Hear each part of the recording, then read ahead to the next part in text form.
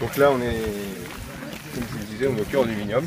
Ouais. Et nos cépages chenins, ils souffrent, comme beaucoup de cépages en France, d'une maladie que vous connaissez. Du bois. Voilà. Mais oui, je la connais bien. Et là, c'est le sujet qu'on voulait aborder avec vous.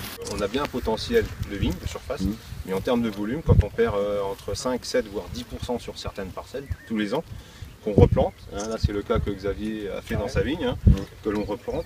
Un travail comme ça revient à 10 € sur le. Donc ça, c'est des plants qui donneront maintenant que dans 4 voire 5 ans. Ah, c'est un vrai Et l'année prochaine, on ne sait pas si celui-là qui est à côté sera encore des...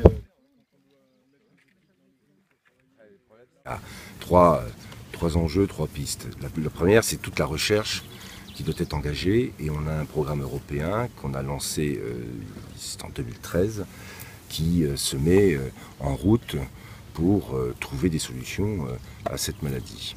Ça, c'est le premier point. Le deuxième, c'est bien sûr de voir et de mobiliser ce que j'avais demandé, mais qu'il va falloir que je refasse pour utiliser une partie des fonds de replantation à aider les viticulteurs à la restructuration quand ils restructurent et qu'ils replantent des cèpes qui ont été atteints par la maladie.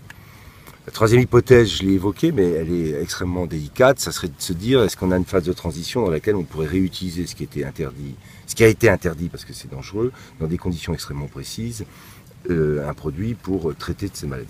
Bon, là, c'est plus compliqué parce qu'en termes d'image, c'est vrai, et puis parce qu'il est interdit, c'est plus compliqué.